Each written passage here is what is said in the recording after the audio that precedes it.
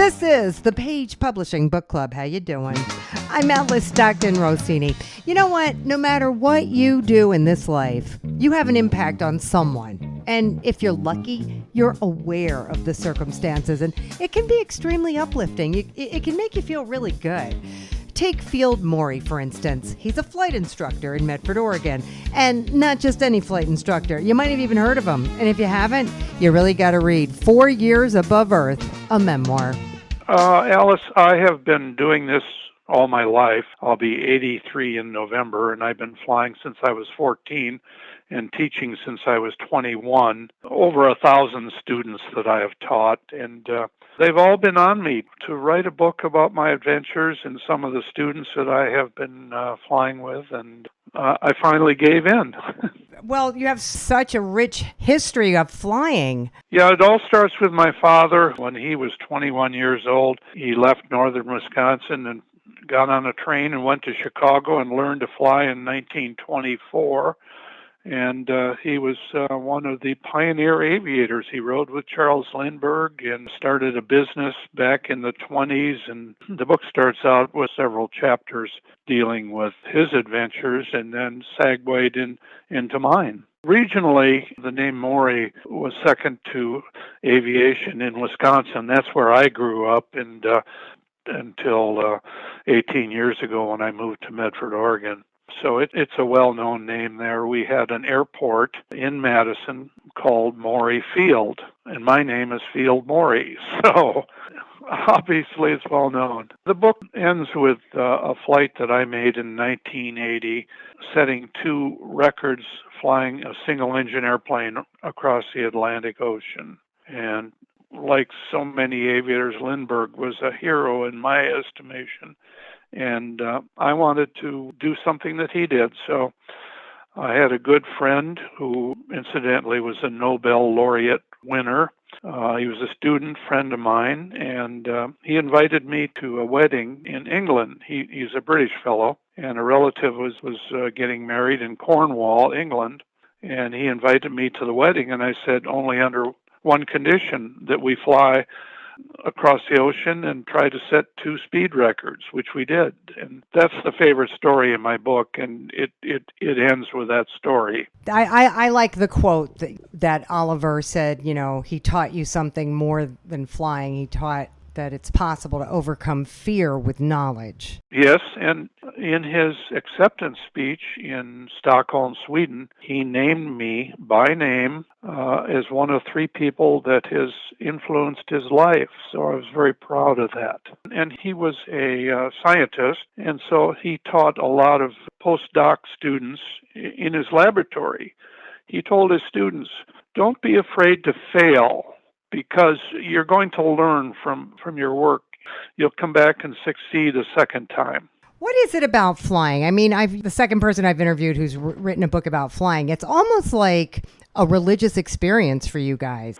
Yes, I would say it is, because you are free from all the constraints you have on the ground. I mean, certainly you're not free from following the rules, but your thoughts are free when you're up there flying. I mean, you're not tied to any concerns that you have during your normal life. It sort of frees you from that, from the bonds of Earth. Now you know about me, and you know about my experiences, so it's very rewarding at the end of that.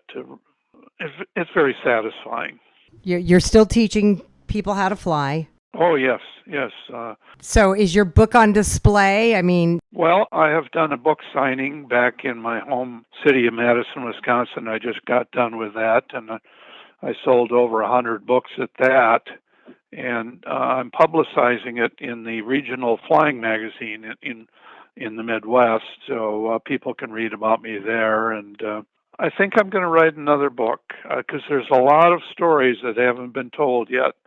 And you realize that when you're writing your memoirs, how many things, how many people that you have not put in the book and experiences. Looking forward to it, Field. Thank you. Tim Cable is the supervisor for the Department of Children and Families in Connecticut, and he is proof you can do almost anything, including write a book, if you give up sleep. Tell us the story behind A Resurrection in Bonners Ferry. You know, I am a father, and one of my sons does play baseball. So I am familiar with that world. So I was able to take some of that. But I've also had ideas that I've been able to develop into this story. The idea of someone going through a major life change was always interesting to me. This is the story of Lawrence Greenwood, who is a federal parole officer working in the state of Connecticut, and he's hitting his 50th birthday, and he's basically at a major crossroads in his life. His marriage is crumbling. It's in the final stages or the death throes of the marriage, and the main thing that is a positive in his life is the tremendous relationship that he has with his three children, Thomasina, Nathan, and Meredith. And Nathan is about to make his major league debut for the fictional Kentucky Colonels. So this guy basically ends up starting a new life, right? Yes, because, you know, he goes through a major life event and winds up starting his life over in Bonners Ferry, Idaho, which is an actual place. And you know, he's no longer working as a parole officer. He's retired from that. And basically, he's living on a farm, and he adjusts to his new life, his new surroundings, and the new people in his life. And is there any conflict there? He has a great deal of conflict. He has conflict within and without. He has a confrontation with some local people that turns into not a major event in the story, but something he has to deal with.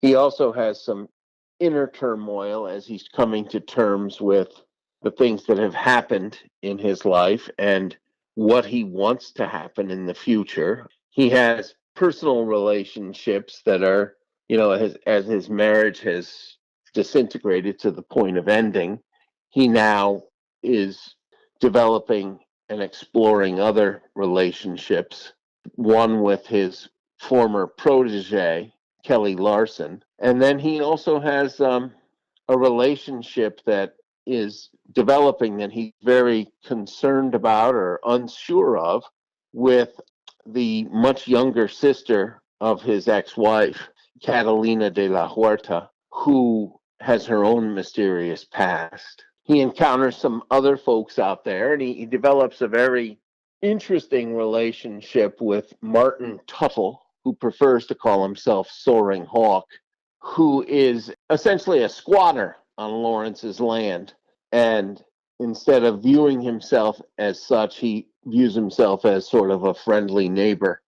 And Martin Tuttle, Soaring Hawk, has fully embraced the Native American culture and lifestyle and views it to be his own and has immersed himself into that.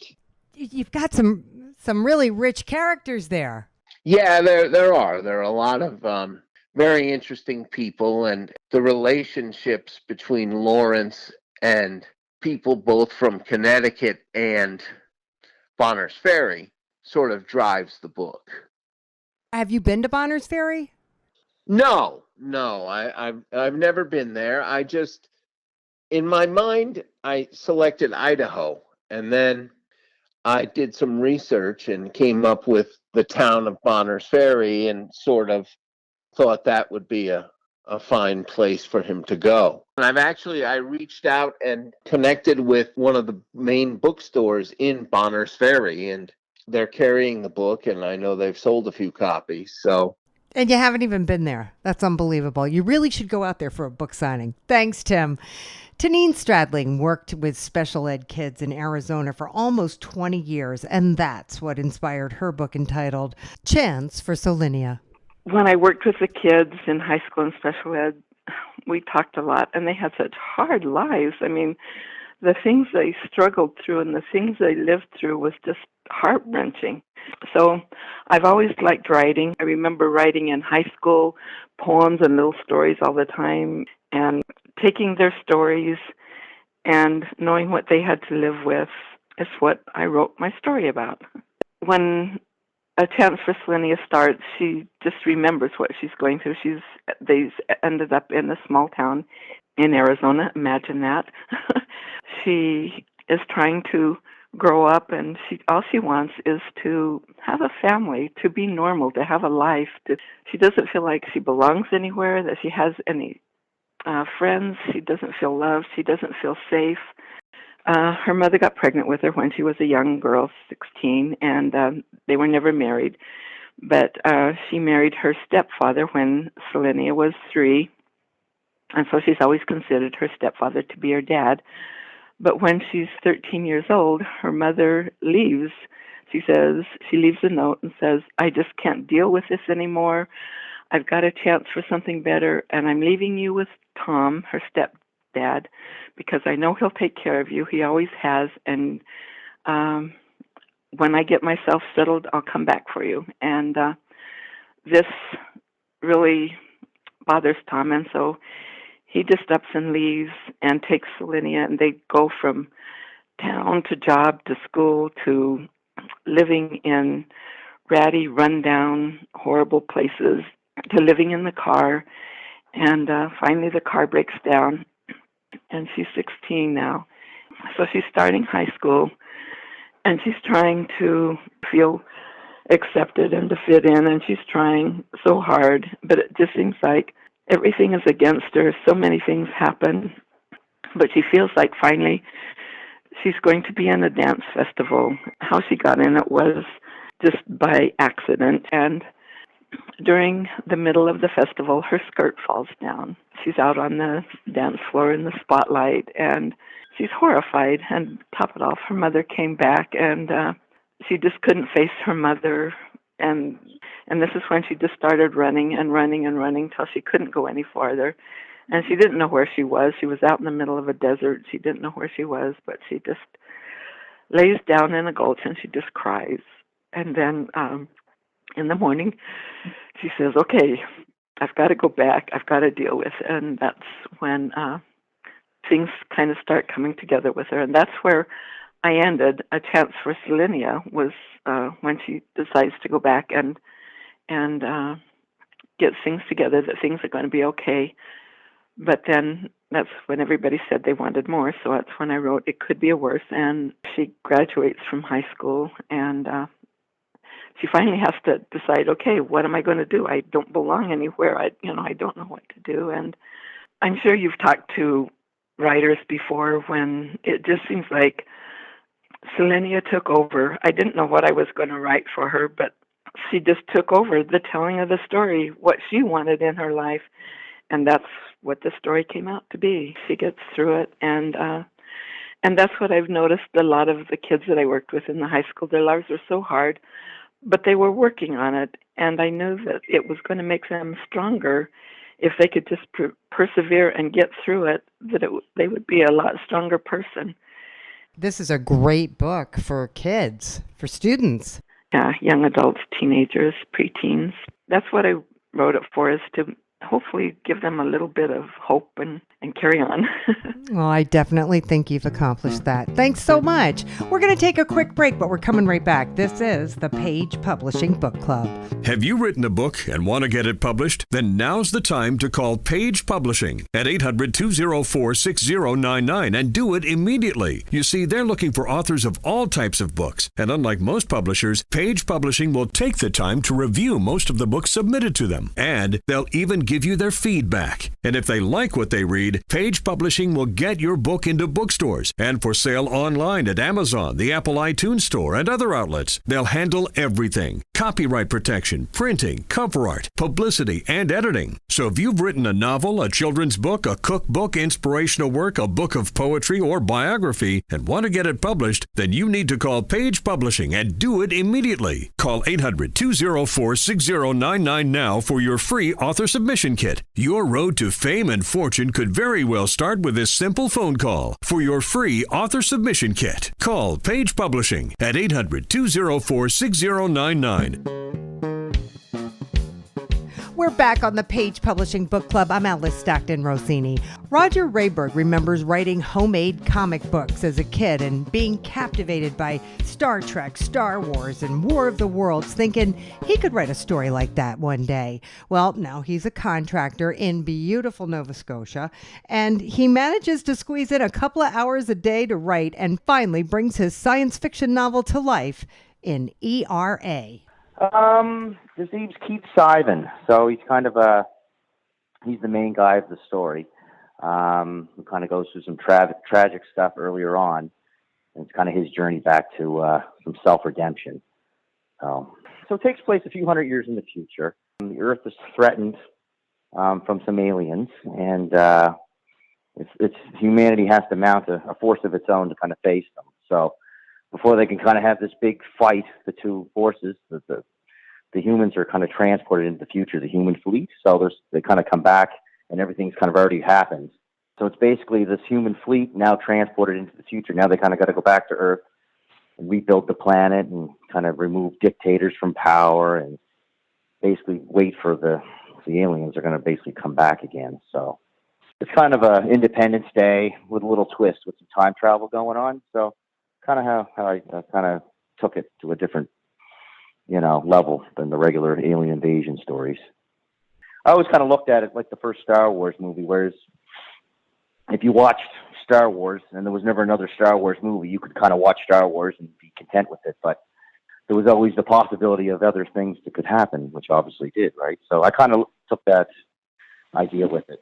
I just thought of this story in my head and wanted something to tell, and I wanted to fill it with surprises and awe, and just to follow these characters, as they experience all these adventures, and ultimately show that that they all have flaws and problems and issues like all of us do, and how they could kind of get above them all. So I guess it was just everyday normal people put into some extraordinary situations. I've been promoting it on Instagram and Facebook and YouTube, and I've gotten it. I got it into some Canadian bookstores up here through Indigo, which is kind of like your guys' version, I guess, of Barnes & Noble online, and some local Indigo stores, which are known as chapters here. So I got it into some of those stores. I've got it into some local like comic book game stores as well. So I'm still in the process of getting it out there, but I've gotten it out to a few places. Some word of mouth helped as well. So I'm kind of it's all new to me, so I'm kind of just seeing what happens, I guess. Definitely feels good. Like it's something I always wanted to do, and I finally just, put my mind to it and got it done, and hopefully see what happens. I guess, I was happy just to do it, just to get the accomplishment done. Whether it sells 5 books, 10 books, or 500,000 books, I was just happy to do it, and had checked that check mark off my list of things to do for sure. All right. Well, you're not alone in that, Roger. Thank you. Doug England is a self-described office flunky at a Florida mortgage company who has spent a lifetime writing manuscripts, screenplays, novels, wedding speeches. But he says the character in his first published book, I'm Just a Girl, found him. I was honestly sitting at the bar having dinner and a beer, and she just fell into my head, fully developed. And writing a book from a 22-year-old female's perspective, and I had heard that the same thing happened to J.K. Rowling with Harry Potter. And so I was thinking to myself, okay, I don't know if this is serendipity or not, but that gave me at least the motivation to continue with the idea of my character and to develop her and write the book that she's central to. Set in 2003 in Orlando, Florida, where 22-year-old Alexander Moody ekes out a living as a bartender fretting over her personal drama almost as much as the lingering effects of a computer virus. And the computer virus 4 years earlier wrecked global online networks, causing panic and near total collapse of economies worldwide. And Alex's mundane existence is quickly thrown into turmoil after a series of bizarre encounters, and horrific events seem to indicate she has a much bigger role to play in the country's future than she is willing to admit. And hence the name, the title of the book is I'm Just a Girl. And that's really, Alex maintains throughout that she really is just a girl, despite evidence to the contrary seeming to indicate that she might have a bigger role in things than she is willing to admit. Alex is the narrator of my book, and she takes you on a strange journey filled with unforgettable characters and emotional upheaval and unexpected twists, leading to a suspenseful and surprising conclusion. When I created the thought back in 2003 of a computer virus, I did it not so much to create some dystopian environment. I just wanted to present the ultimate dire straits, if you will, and see how ordinary people reacted to that.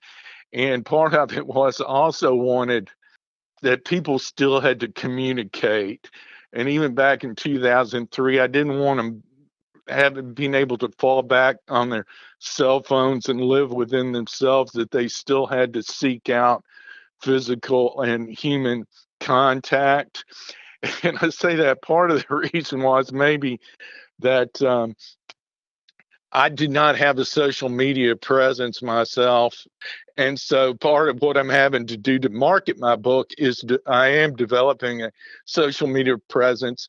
And I have a website for the book. It's dsenglandauthor.com, which also has attachments to, for my Facebook and Instagram pages for the book. All right, Doug, great start. Thank you. Robert W. Parsons was a transit driver in Tulsa for over 2 decades, and you know what? He hated every minute of it, but he sure loves being a writer in retirement at the Villages of Florida. He has published 16 books with Page, including Twin Memoirs, Volume 6. Basically, we're talking about the whole Twin Memoirs series. And it begins with Flight of the Revelation, and then 4 volumes, which consist of 8 books. Then Revolution, then 2 more volumes of 4 books, and then Resurrection. What inspired you? Nothing really. I just sat down one day and started writing a book, and nothing was on paper. There was no plans. Book after book came about, and I've got 2 more volumes and a standalone book in the works. It's kind of like a fictional autobiography where I have twins, the good and the bad, and I'm basically the good twin with the ego of the bad twin, my alter ego. Basically, I start 5 generations back to give a little history, and the twins were born in 1940. So I take each decade of their lives and write about it. And a lot of my experience are in the book, and you have to figure out which one I am. And did I really do that, or was that fiction? Because there's a lot of fiction and nonfiction in the book. I went to New York City to experience it and live it, doing the Broadway shows, working on Fifth Avenue, going Broadway shows. But what I wrote in the book about New York City, was it true or false? Because I exaggerated a lot and what I would have liked to have done but didn't do. When you read Flight of the Revelation, about the author is done by a fictional character. And the way we met is that this is the true story, and the evidence is by a Saturday Evening Post picture of the family gold panning on the American River. And as the story goes, we were heading back from the American River home. The car broke down, and the twins who were on their way to Berkeley to start their college careers stopped to help. So that's how we met. Is it true that we met? No. Is it true that we gold panned? Yes. Flight of Revelation starts in the future. It's basically like a Star Trek spiritual fantasy. So the questions asked as the people read the book was, well, how could you write about this when the character is related to someone in the past, but you're talking about now? And that's what Retribution, coming out in possibly 2025, explains how you could write in the future. So you'll have questions throughout the entire book. Well, what about this? What about that? Well, everything's answered eventually. How are you getting people interested in this? How are you telling people about this? Well, I do have that website, the rwpauthor.modwriter.com. I belong to the Villages Writers League and the Florida Writers Association. So, when I'm dead and gone, they'll sell and the movies will come out and all that. Yeah, so all of your offspring will be rich. Yeah, so I have written myself into the storyline as the ghostwriter for the twins. And so that way, when the movie deals come out, I have my guaranteed part. Like Stephen King and Stan Lee. Yeah. All right, Robert, you're a trip. Stanley Kubrick, the Clockwork Orange guy. Yeah, he had more cameos in his movies than I think any other director on the planet. You got to Google that.